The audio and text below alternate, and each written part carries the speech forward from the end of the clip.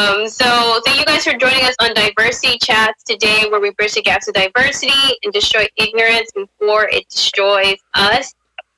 I have my guest with me today. Yes, if you can introduce yourself, can you share your name, please? Name's Tom. Thomas. All right. And then where are you from, or where do you currently reside? I live in California.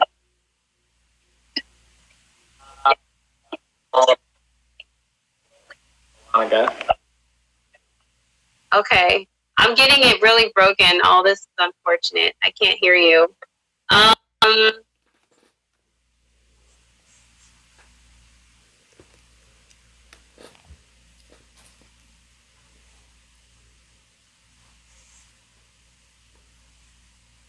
Bear with us. Technical difficulties. Might have to move over to IG after all. Let's see. Hey, Christy. Okay. That was bad. Sorry. No, it's cool. Can you say where you're from again and where you reside? I missed it.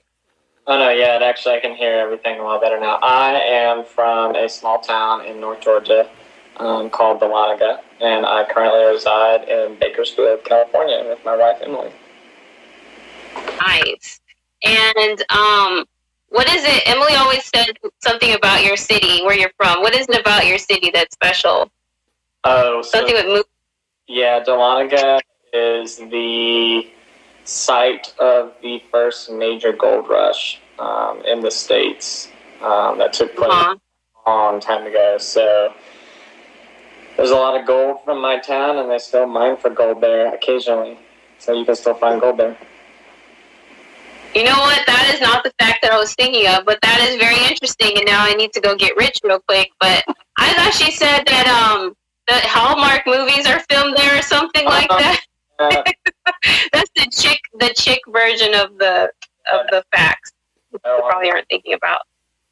Yeah, no, they do film a lot of Hallmark Christmas movies there. Okay, and then which ethnic group do you identify as? White Caucasian. White Caucasian. And then what's your age, if you don't mind sharing? I am 28 years young. Nice. Well, welcome to Diversity Chats. Thank you for partnering with me today. So I'm going to start out with some similarities that we have, okay? Because this is what these Diversity Chats are about, is that people may look different, but they have similarities. So, you cook. I do. That's our similarity. You cook better than me, probably. Well, I would say different than me. You and Emily have taught me how to cook things that I don't know. I'd have never cooked before, so I'm really honored that y'all let me in your kitchen. We also share the similarity of the military, being that I'm a military brat, but you actually did something. You served our country, so thank you for that. In the Army, right? Yeah, in the Georgia Army National Guard. Georgia Army National Guard. And then I met you and Emily because you guys love Dave Ramsey and love tackling debt, right? Yes, that is true. Yes, and so it's very motivating to be around you guys for that. And then something else is your love for fitness. So you'd be proud of me. I worked out today. Heck yeah. I did not work out. I know you beat me. You did not work out. Well, the day's still young. It's only 7 some. So, but yeah, you let me join you guys with your what do you call it again? A personal trainer. That's what you're called. Mm-hmm. So I appreciate that you didn't kill us completely, but you did kill some calories. So I appreciate that. And ultimately, So once it cools back down, we need to get back after it at the park. Oh man, I think that's why I'm working out now, so I can even hang out with you guys. Let me see. And then the biggest thing I think our similarities is that we love Jesus. So that's awesome. what is one of your talent that you have? Is like secret talent or like something else that I didn't list? So you know this, but you didn't mention it. I am a drummer, so I'm a musician. So I love music and I love to drum. I wish I could sing and I wish I could play the piano more or better, but I'm really just a drummer. So definitely fun. Just a drummer. I can't even keep a beat. Like my mind just shifts to another thing and I can't stay on. So I know drumming takes a lot of skills. I know you serve at church doing that, and that's really awesome. What was I gonna say? And I think you're a dog whisperer, right? I'm not a dog. I like to think I am, but yeah. And yeah, I run a small dog boarding business through rover.com. Yes. So if you need dogs watched, hit up Thomas and Emily. All right. And then, so let me see. So you guys have welcomed me into your home. We welcome you to your life. Hey, there's a doggy. Who's that? Fluff ball. This is Coda. We have him for 10 days. He looks scared. He loves being next to people, but he's not allowed on the couch. His owners don't want him on the couch, so he can't get on the couch from him. Got it. Yeah, that's the one Emily was waiting for, right? Yeah, dog. Nicknamed him Snowball. I could see why. But thank you guys for always like welcoming me to your home and letting me hang out with you guys. You guys are like family to me, and I appreciate that. And I apologize if I've ever said anything loud and crazy at your house that you're like, Alicia? I've definitely caught side-eye from comments. I've definitely caught side-eye. But have you ever felt like you've been misunderstood? And if so, how did you handle it? And what was the situation? Oh, man. I've definitely felt misunderstood, but it's probably a very, I don't know if you ever spend time in the military, you definitely feel misunderstood because you kind of get categorized as, I don't want to assume everyone does this, but, we do kind of categorize people who are in the military as like jarheads or knuckleheads or, I don't know, baby killers or whatever. And I only think of that or thought of that because we were just talking about the but that, I mean, yeah. Not too bad, but it's definitely something like short-haired men or, I don't know, you can just kind of pick out, I guess, people who are in the military a little bit. Maybe how they dress or how they walk around or maybe even how they talk. But yeah, definitely being in the military, you get put on. Did that happen to you, or did you box people in? Oh no, that's yeah. How did you handle it? Most times I'd like to say I've handled it pretty well. It's been so long. I've been out of the military now for 2 years, so it's been a while since I've had it happen to me, but it was never on my part a really negative experience. It was more or less you just hear things that people assume, oh, you're in the military. You must know how to kill people, or you must know all this sneaky squirrel stuff. And yeah, I mean, relatively, I know how to shoot guns, but I wouldn't put the label on everyone in the military knows how to kill people. But I mean, you know how to survive in extreme circumstances. Mm-hmm. Which is a good skill if you're in the military. Yeah. So that's weird. People say things like that. Have you felt like you've ever misunderstood someone? Oh, certainly. Nothing's really coming to mind, like right off the bat. But I mean, I've definitely judged people way before. Certainly. Why do you think that we do that as human beings? this misunderstanding? I think it's probably multiple reasons. Maybe part of the reason is we're raised and the environment in which we're raised. I think also part of we live in a broken world.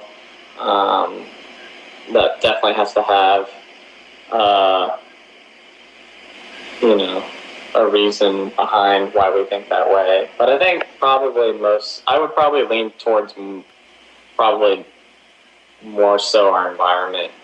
The environment we know and like what we're told has, I would assume personally, has definitely influenced how I think of people or view people, just based off my current sphere that I live in. Mm-hmm. Yeah, that's fair. What would you say is your outlook on life? Definitely optimistic. Definitely, I'm definitely glass is always half full, not half empty, for sure. I think your perspective is, if you have a negative perspective or a negative outlook on life, then things can be hard or life can be difficult. Yeah. What's something you would tell people that don't have that perspective, that have the glasses half empty perspective? Because there's a lot of hard things going on right now. Like, how would you encourage people? I would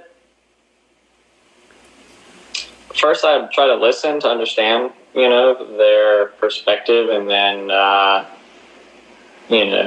once understanding their perspective, try to just encourage them that there's more life, and your perspective has to change if you're going to if you're going to make a positive impact in your own life and then in others. Because just having a glass half empty perspective, for a long period of time can just be really damaging to anyone individually. So. Yeah. It has to be draining too. What makes you angry? Oh, what makes me angry? Man. When I waste money, when my truck doesn't start or something doesn't work right on my truck. I don't know what makes me angry. Politics make me angry. I vote every time I need to go vote, but I don't like to sit around and really talk about politics because it's so divisive, and it's definitely something that's a hot topic right now, and I don't really see myself as this or that. I'm really this and that. I don't really like to put labels on myself politically. Yeah, I don't know. When a dog pees in my house, that makes me mad. Yeah. That's fair. Or when, I don't know. I think what also makes me mad is when I see definitely the current climate that, I don't know, when I meet somebody who is kind of judgmental or just quick to judge someone, that can make me mad, for sure. Like, how do you respond in those moments? Oh, wow, how do you respond? Personally, I would like to say I always respond the appropriate way. It's probably 50-50, but I think I'm learning to listen more, even though I'm already a very patient person. Everyone's got a different opinion about things. I think if we could all just be more understanding and be more open to love people and listen, we would probably get closer or further to coming to some kind of understanding or just agreeing with each other. You don't always have to agree. You can disagree, but at least then you understand each other. That's good. Well, that's definitely what this platform is for, is to getting people to hear other people's voices and to be open-eared and open-minded about, different people. So what would you say makes you happy? Oh, well, man, my wife makes me happy. I like to work. Working makes me happy. I love to drum. I love, being outside. I love hiking, shooting guns, canoeing, anything outdoorsy. I love, or something that's competitive. I love Jesus too. I love going to church, man. I love Discovery Church, our church we go to. But family's important. So those are the things that I'm happy. Accomplishing my goals for sure. Yeah.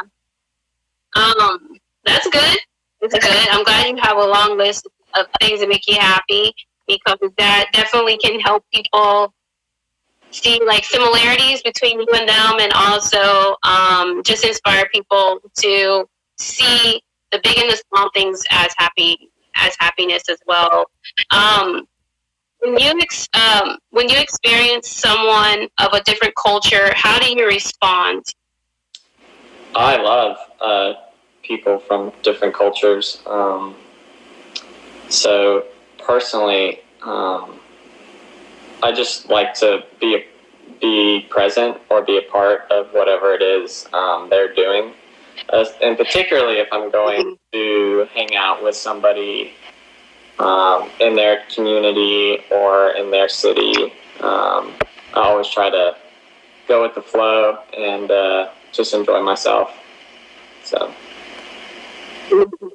that's cool. That's a good way. And what injustices have you noticed, and how has it affected you? And you kind of gave your response, but what kind of injustices have you? What kind of injustices have you noticed, and how has it affected you? Oh man,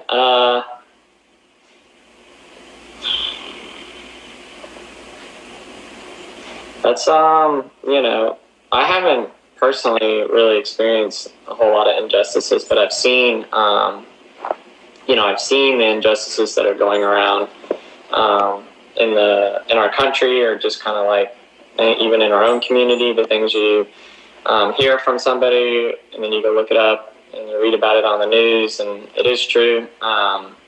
It's definitely upsetting, the current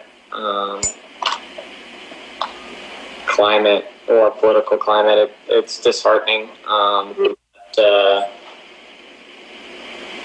What's happening is happening as far as racism goes, or police brutality. I think that we just have a long way to go when it comes to understanding both sides, and I wish we were doing a better job at doing what we're doing right now, which is just talking and listening, or really just creating the dialogue, because I feel like a lot of people don't try to do this. They just they only get their information from one source or from one outlet, and then that's their truth, or their reality that they experience or live in. So. Well, I definitely appreciate you partnering with me on this platform to address maybe some awkward conversations, or just show people that you can just have a conversation and it's okay. And what would you tell those who have misunderstood you? What would you want them to know? Like, yeah. I'll leave it there. I would probably just encourage someone or maybe someone who might misunderstand me, that I would probably tell them we probably have more in common than we don't, or we're probably more alike than we aren't alike. Just because most people that might misunderstand me are probably people here in the States. or people that I might run into. And if I were to upset somebody or offend somebody, I would just encourage that person to come talk to me. Could learn that, wow, we really kind of share similar values or beliefs, and we just need to learn to respect each other. And that's where we messed up, or where I messed up, or somebody else messed up, and we just need to have that conversation. So, yeah. It sounds like you're valuing communication in order to, I guess, operate in respect towards one another and to squash misunderstanding. So that's good. We all have voices, and everyone's voice needs to be heard one way or another. Mm-hmm. So, yeah.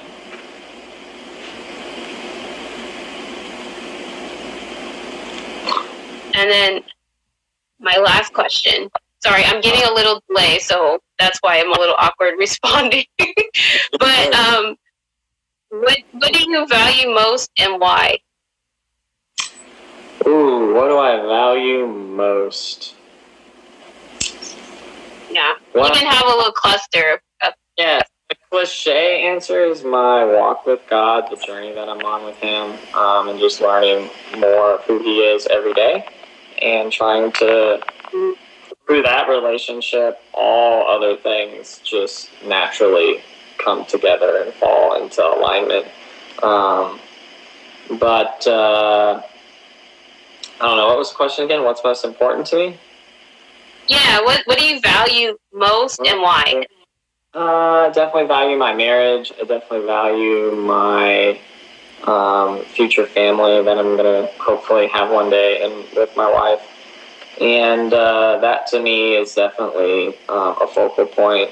And then my friends, I love hanging out with my friends, you, Lucretia, all of our friends here in Bakersfield through our church, my friends in Georgia and West Virginia. Now I have a good buddy who just moved to Texas. So, family and friends are definitely, really important to me, and what I value, and how I love to choose to spend my time. And then, working hard or your career is definitely after that for me. But spending time with Emily, my wife, and then friends is definitely what I value the most.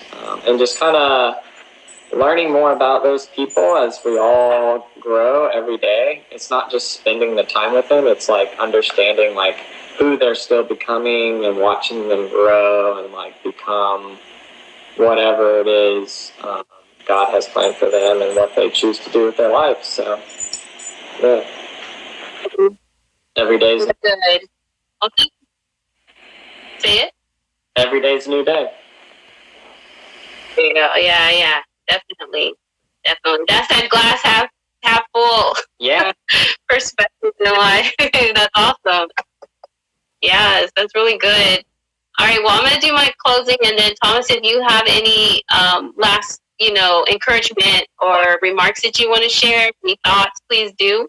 But we just want to thank everybody for joining us today on Diversity Chats, where we bridge the gaps of diversity and destroy ignorance before it destroys another life. And thank you again, Thomas, for joining me. Do you have anything else to share? I just want to thank you for having me on, and I know Emily and I are super grateful to have you in our life as not just our sister in Christ, but also a friend. And this is great. I hope you continue to keep doing these all the time. I think we need more of this kind of normal dialogue and normal conversation in the public sphere, not just what we see on the news or see on Instagram. Just normal people sitting in their office or on the couch talking about diversity or real topics, real issues. Yeah. Thanks for having me on. Thank you for saying that. God bless you. It's good to chat with you, and I'll see you around. Yeah, see you soon. Bye. Bye.